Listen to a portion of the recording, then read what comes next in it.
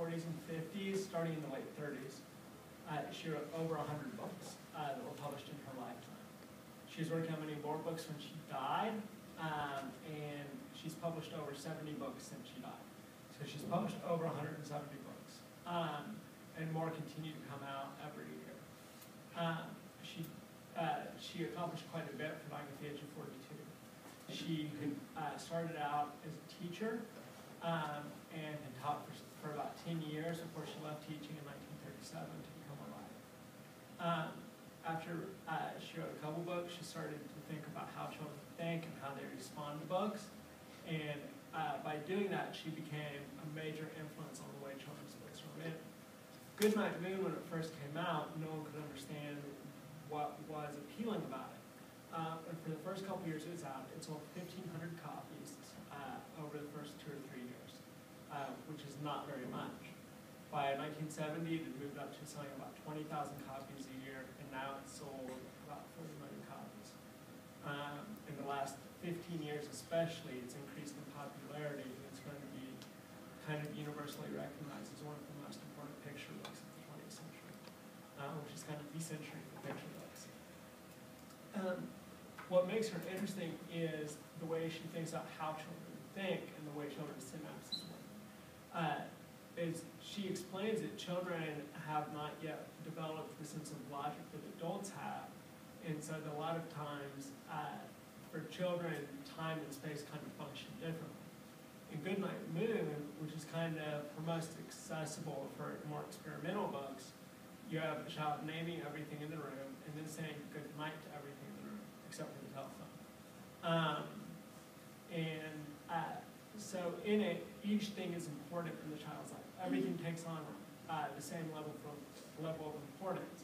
The picture of the 3 little bears is as important as the mouse, which is as important as the mush, which is as important as nobody. Good night, nobody, it says. So the idea is everything takes on equal importance for the child. Absence and presence take on equal meaning for the child in the child's mind. Because they don't have enough experience in the world to place different value judgments, everything takes on equal meaning. Other books of hers are even more kind of experimental in their approach, and I would read you my book, which she sees as kind of her masterpiece.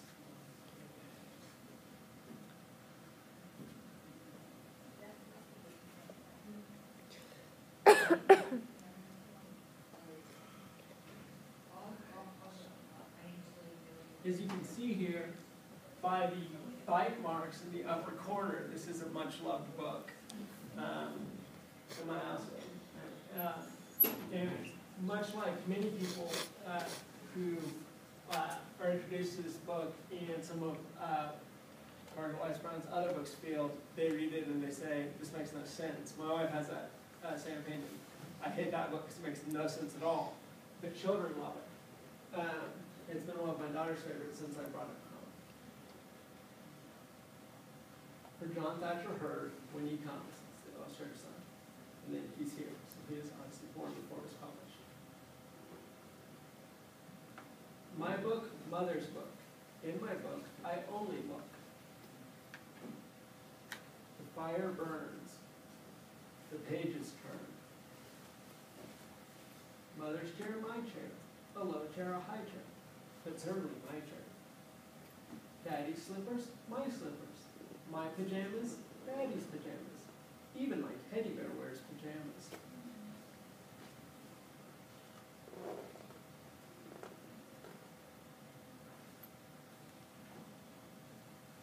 My dog, Daddy's dog. Daddy's dog once caught a frog. My spoon, Daddy's spoon. The moon belongs to the man in the moon.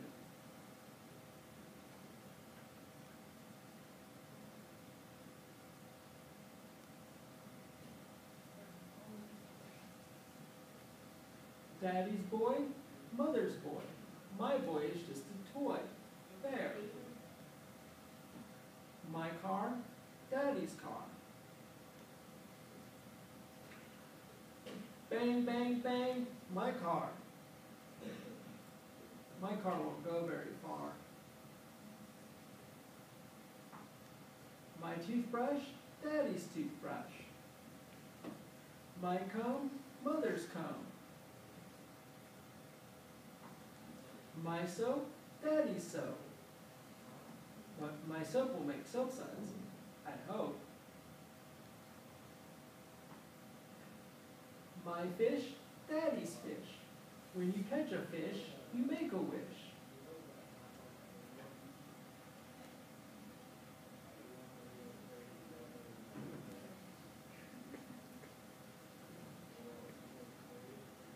My bed, mother's bed. I go to sleep when my story is read, when my prayers are said, and when my head is sleepy on the pillow.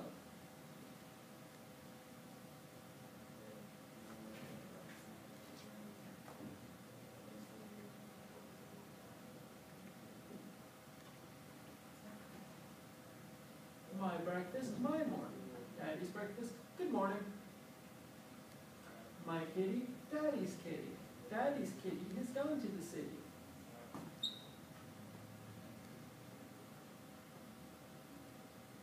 Your world, my world.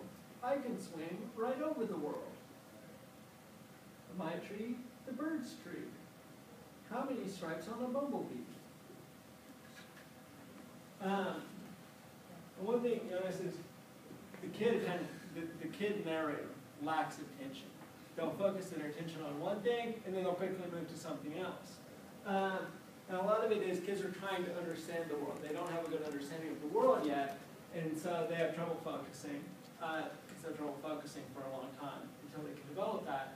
And also because they don't have a sense of understanding the world, they're trying to make sense of it. We see a picture of the moon, and the kid says the moon belongs to the man in the moon. That's a popular saying he's heard before. He doesn't really know what it means, but he doesn't know what the moon is either. So he's trying to make sense of it. How many stripes on a bumblebee? Kids have lots of questions. It's not necessarily a question that needs to be answered. I can swing right over the world. The idea of kids are on a swing for the first time, it looks like they're going over the world, right? That's the way they view it. So what we get here is an understanding of the world from the child's point of view. Whereas adults are going to be able to focus on it more and be unhappy with the narrative because it seems jumpy and there's no sense of logical progression in it. For kids, this is exactly the way they think. And she tried to mirror the way kids think with her narratives, and that was one of her goals. This is probably one of her most experimental books, and the one that she felt best showed kids' progression of logic. Other things you see in here, Reese, when we get this kind of postmodern my book, Mama's book. But we get several pictures where there's no words at all. The kid's watching the windows open, the toy is set on the rocking horse, and the dad or mom there is putting the baby bunny to bed. So we get this picture that the child doesn't have any words for it. They don't know how to explain it at all. All they get is the images, and until they have the language, this is all we can get. So a lot of times when children don't know how to express anything, she's left room for that in her narrative. The other thing that's kind of interesting, we get on Mama's chair, we have the teddy bear. And the teddy bear wears pajamas. Here you've got the teddy bear riding the rocking horse. Now the teddy bear is turned into a dog. And now the teddy bear is his son. My boy is just a toy bear. So we also get the idea that for kids, different toys can become anything. The idea of imagination and mutability of the world. The world can change for them. My car, daddy's car. Bang, bang, bang, my car. My car won't go very far. So we see here imitation of adult behavior, the kid imitating the child in order to understand the adult world. The kid's learning through imitation, and the kid believes that if he bangs on his car enough, it will go far like his daddy's things. And this is kind of an example of a lot of Brown's style. Brown also made many other books. The most famous, second most famous book of Brown's is The Runaway Bunny, which has proven the template for many other books. The Runaway Bunny is a story of a bunny who threatens to run away from home, and the bunny's mother gives it several reasons not to run away from home. Mostly, if you run away from home, I will be there for you and make sure you get brought back. I'll just give a couple examples, and then we will be done. If you run after me, said the little bunny, I will become a fish in a trout stream, and I will swim away from you. If you become a fish in a trout stream, said his mom, I will become a fisherman, and I will fish for you. And then we get an illustration, the little bunny trying to eat a carrot that's on a fishing line.